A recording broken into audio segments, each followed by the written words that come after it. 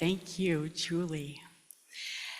Well, welcome all to our, is this maybe a first vow renewal ceremony?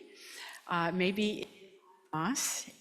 I appreciate you all who are joining in the congregation and witness to the recommitment and renewal of the promises that you made one another at various numbers of years ago, right, in the past.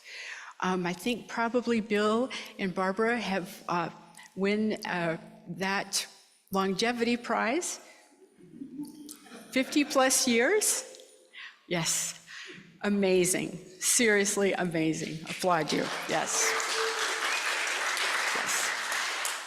And then there are those like me for whom things don't always work out, but then you find that person and you say to the universe, what took so long? You finally sent me that perfect person, right? And that's Rick and Sandy. Those of you who know Rick and Sandy, no doubt in my mind that they were made for one another. And then for Beth and Jackie, I wanted to call you Valerie for a minute. For Beth and Jackie, not so long ago, right? But love is timeless, correct? And if it's true love, it will be. So once again, welcome. And for these three couples, we gather here for them to reaffirm what is already true. The union in love of Barbara and William Jensen, Sandy and Rick Troiano, and Beth Petro and Jackie Velasquez. Once upon a time, each couple sitting before me found one another, chose one another, and made a life together. Today, you choose to recommit to those vows that you made to one another when you began the venture of marriage, and we gather together to honor and celebrate this commitment in the presence of love, justice, and joy. So I'm going to ask you all to stand, just right in front of your chairs. This is, yes, right. Just the couples. The congregation can sit. I've done weddings where I forgot to tell people to sit down, and they were standing for like the first 10 or 12 minutes of the service, and then they finally gave up and sat down. But this is it's called intentions or an interrogatory. So Barbara and Bill, have the two of you come here today to reaffirm your vows in the spirit of shared love? Yes. Sandy and Rick, have you come here today to reaffirm your vows in the spirit of shared love? Yes, absolutely. And Beth and Jackie, have you come here today to reaffirm your vows in the spirit of shared love? Yes. You may be seated.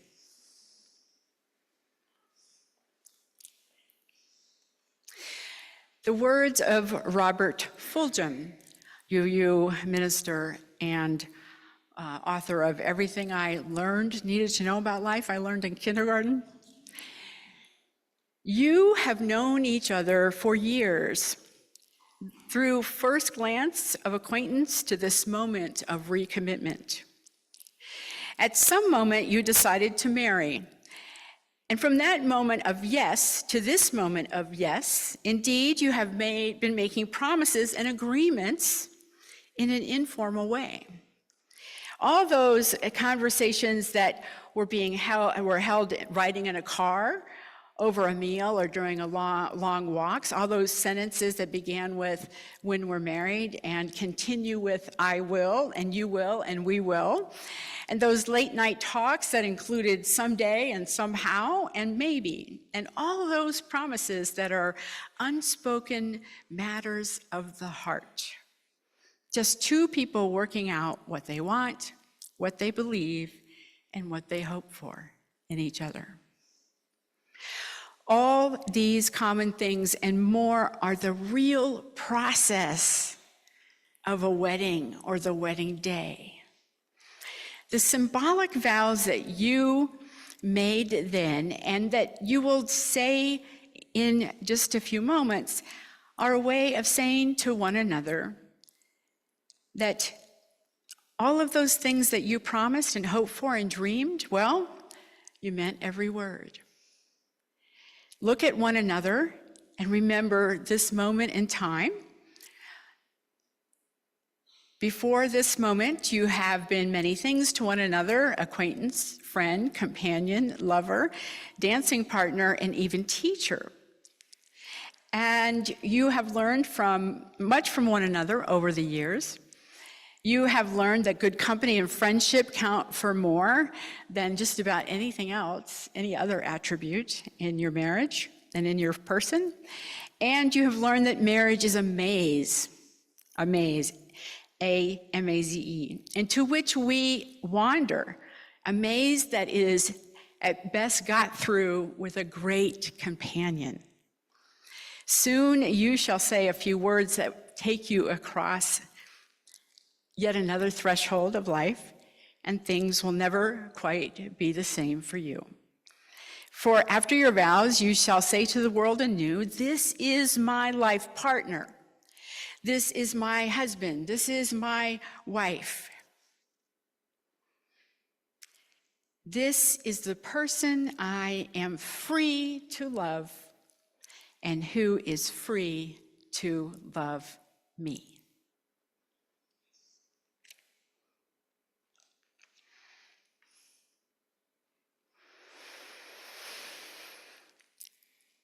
Marriage is a most challenging human venture.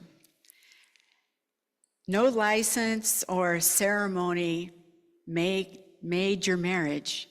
You created it, as Robert Fulghum said, over the years.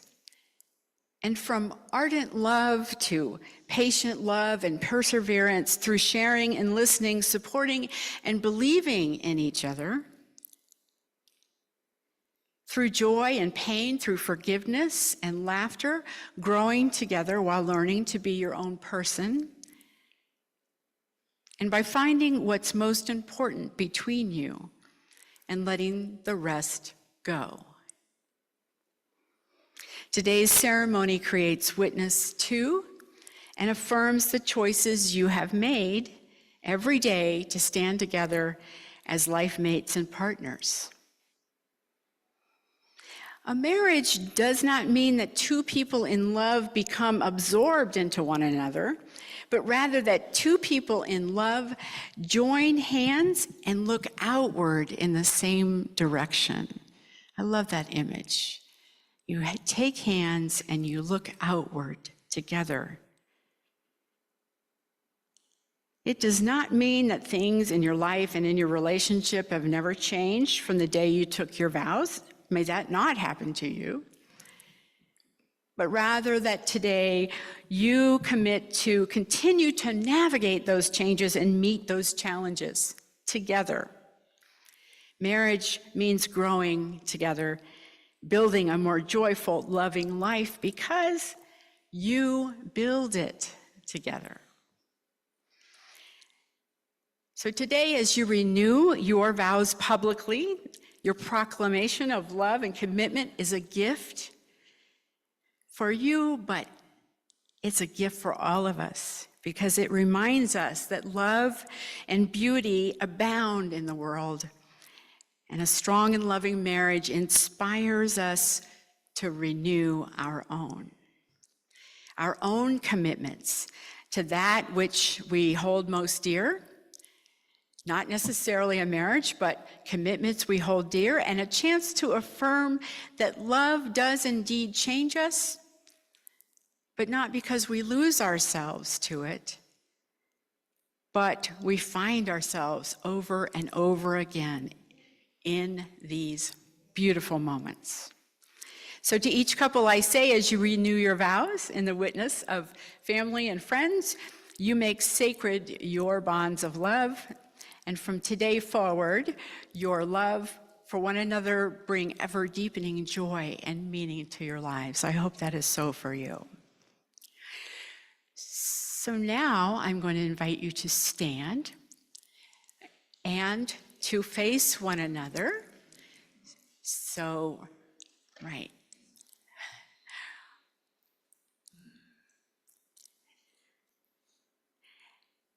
I am going to, each couple have chosen their own vows, and rather than trying to hear each word, we're going to have all three couples recite their vows to one another because these are vows that are most meaningful between the two of them, right?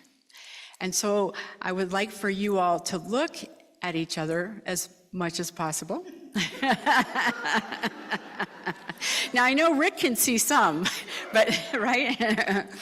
But that even Rick and Sandy, I'm sure you have a sense that you're facing each other, right? And so you face one another and look at one another as you recite your vows. You're going to do that all at one time. And we will let Julie begin with just a little soft music. And then you can begin to speak into your vows to one another.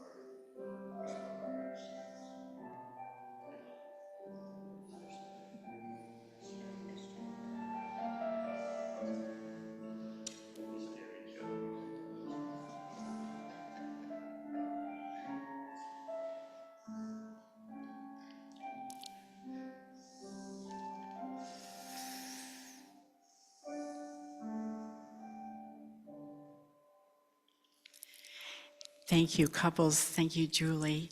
You may be seated again.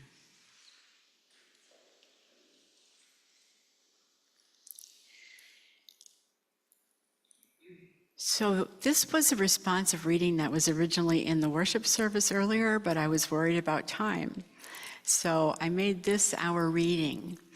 It is number 730, Make Not a Bond of Love. Let's go to the next slide. So I'm going to read what's in the pink because I have it here, right?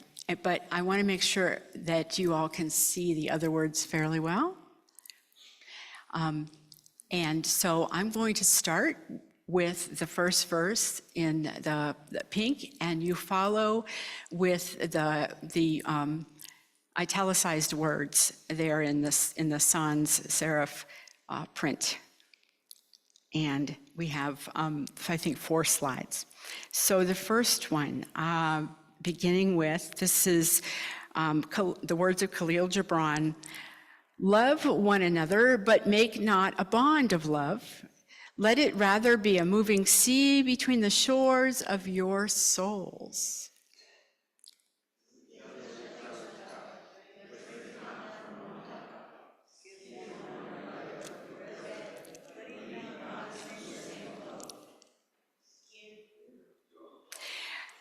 Sing and dance together and be joyous, but let each of you be alone, even as the strings of a lute are alone, though they quiver with the same music.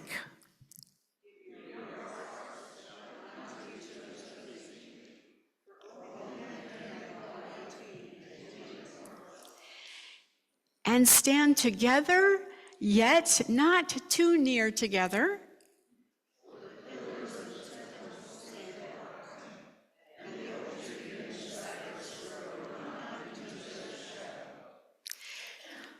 But let there be spaces in your togetherness, and let the winds of the heavens dance between you.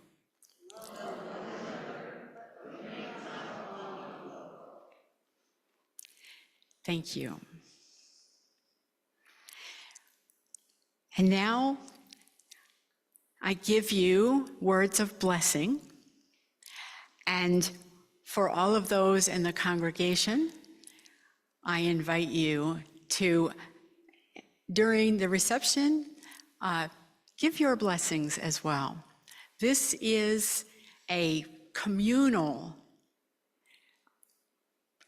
rite of passage, and it's communal because, as I said earlier, we need one another, and we are all witness to your happiness and your well-being. My blessing for you, may the love shared between you today grow stronger, deeper, and more radiant with each passing day.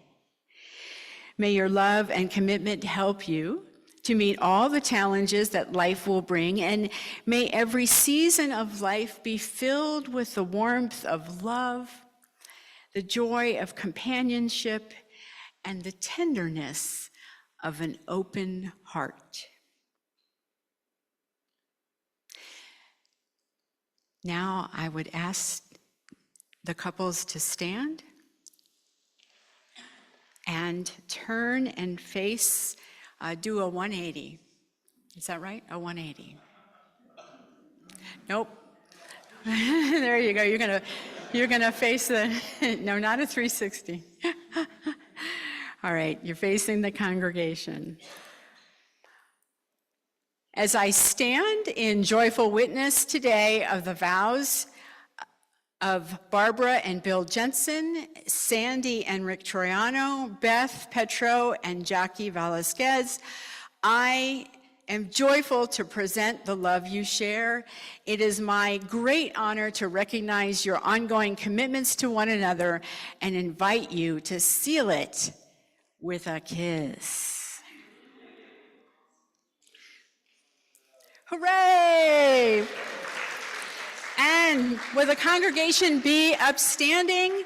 And at the end of your rows, you have little ribbons, right, on